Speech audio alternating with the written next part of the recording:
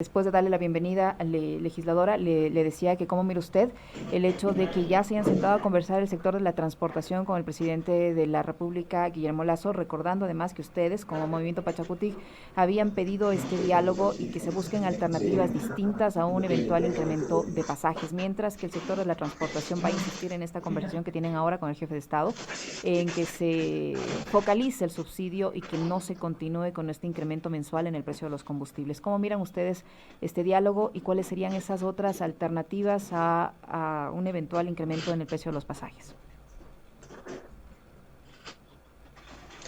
Muchísimas gracias, señorita periodista, gracias a Radio Pichincha y a toda la ciudadanía que nos escucha. Bueno, vemos con el mayor de los beneplácitos el pedido que se le ha hecho al presidente Guillermo Lasso respecto a que es necesario un diálogo.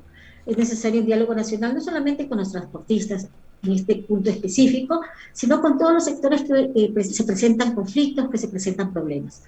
Específicamente el tema del transporte. Recordemos que octubre 19 fue un momento en el que la ciudadanía, toda la ciudadanía salió a las calles a protestar por un paquete de medidas en el donde el valor del precio o sea, producto de la subida de la gasolina se incrementaba todo el costo de la vida, transporte, movilización, almuerzos, todo lo que incide ¿no? el alto costo de la gasolina. Después de esto hubo la derogatoria del decreto 833.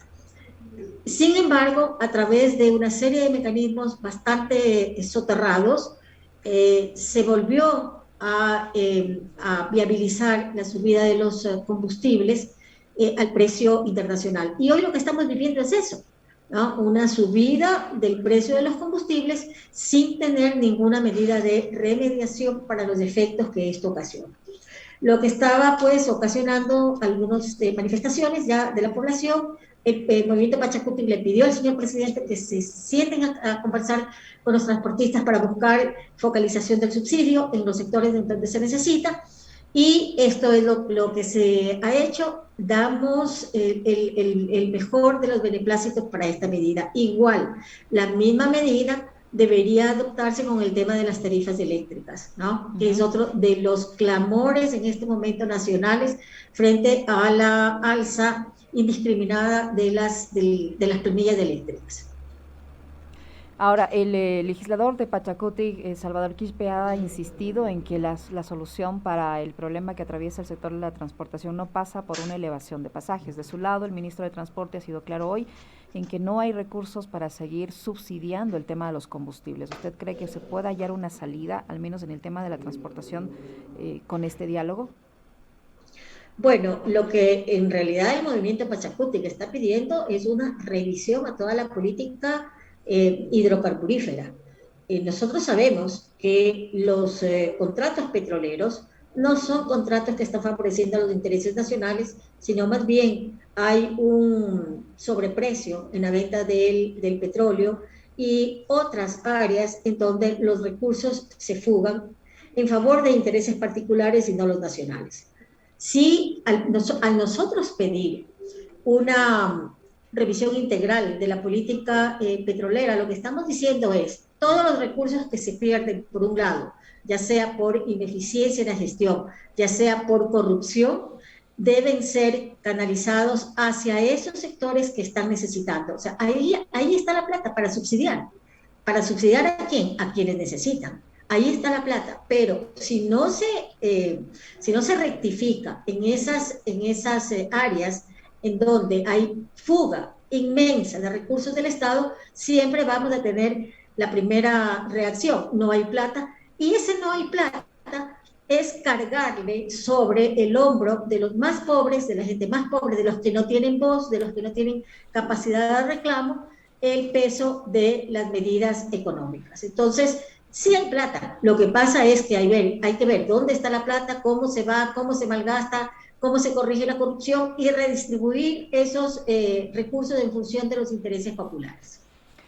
Asambleísta Sánchez, otro tema que preocupa a la ciudadanía es el incremento en el costo del servicio de electricidad, en las planillas eléctricas. Usted pidió la semana pasada la convocatoria que se realice, la convocatoria a las autoridades del ramo para que expliquen el incremento en las tarifas de consumo eléctrico. Su llamado finalmente no fue acogido. Usted denunció incluso que habría una especie de lobby para que no sean convocadas estas autoridades a la Asamblea Nacional. Eh, ¿Quién está haciendo este lobby para que estas autoridades no expliquen por qué se incrementó el precio del consumo eléctrico, del servicio eléctrico? Efectivamente, en la sesión 710 del jueves pasado, yo pedí un cambio del orden del día para introducir un llamado a las dos principales autoridades que tienen que ver con las tarifas eléctricas, y este pedido no fue acogido justamente porque se impide que las autoridades lleguen al seno de la Asamblea a dar cuentas sobre su gestión. ¿Quiénes son los interesados? Bueno, las mismas autoridades que no desean ir a rendir cuentas, y no quieren rendir cuentas simple y llanamente porque la subida de las tarifas obedece al retiro del costo del subsidio que venía recibiendo todas las familias por el tema de la pandemia. En realidad, las planillas el kilovatio hora se había fijado con un costo plano de 10 centavos el consumo, cuando en realidad el consumo tiene costos escalonados. Al fijarlo en 10 centavos y al eliminarse esta forma de calcular las planillas y de introducir ya el costo real que está reglamentado, lo que ha hecho es que una planilla que antes, en época de pandemia, más o menos llegaba al valor de $50, con el costo real está en alrededor de $60, 60, $65. No es que ha subido el costo de la planilla en muchos de los casos, sino que se está cobrando al precio real. Pero lo que no se está tomando en cuenta es que muchos de los costos o muchos de los consumos que antes no se realizaban en la casa, ahora se están realizando dentro de la casa. Por ponerle un ejemplo, en mi casa hay 4 chicos que estudian, y esos 4 chicos están todo el día con su computadora prendida. Eso significa 200 kilovatios de consumo en exceso a su planilla. Y eso es lo que está pagando la gente, ¿no? Costos que antes no tenían, se están ahora teniendo que pagar. ¿Qué es lo que nosotros, aparte de eso, que ese es un problema real, aparte de eso, la CENEL tiene alrededor de unos 15 rubros contratados con servicios externos, terciarizados.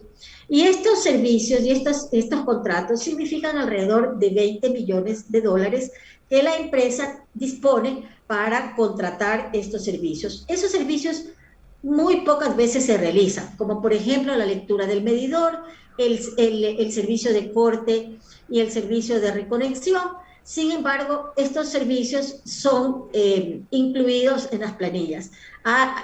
En mi casa nunca llegan a leer la planilla, pero sin embargo, la empresa que tiene contratado ese servicio sí cobra por leer la planilla. Y así, entonces, en mi casa se inventan el costo de lo que yo consumo. Ventajosamente no se inventan mucho, entonces tengo que pagar, pero ya me voy a poner a analizar si realmente consumo lo que la planilla me dice. ¿Usted va a insistir en este pedido para que acudan a la Asamblea Nacional las autoridades eléctricas? Usted se había incluso quejado diciendo que en el sentido de que teniendo la presidencia de la Asamblea en manos de Pachacuti no pueden hacer este acto legítimo de exigir explicaciones a las autoridades correspondientes. Usted señaló incluso, no nos basta la presidencia de la Asamblea, nos basta convocar a la gente a las calles también. Dijo usted un poco contrariada porque no se acogió este llamado. ¿Usted va a insistir en que estas autoridades deban explicar el caso en la Asamblea Nacional?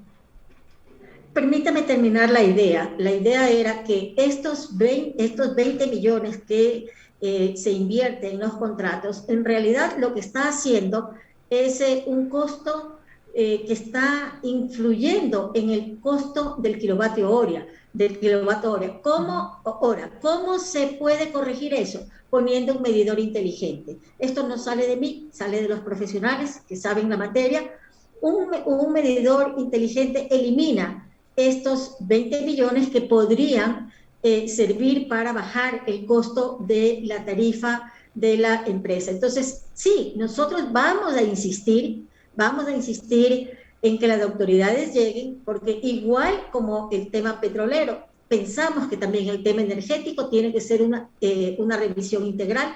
Recordémonos que las empresas eléctricas generalmente son el botín político, ¿no? Y el botín político está en alrededor de estos contratos que hacen que haya por ahí un tubo muy grande, ¿no? que genera corrupción. La empresa tiene un 30% de desperdicio, la empresa compra un 100% de energía, CENEL compra la energía para comercializarla, compra un 100%, pero solamente factura el 70%, porque hay una pérdida del 30% de esa energía.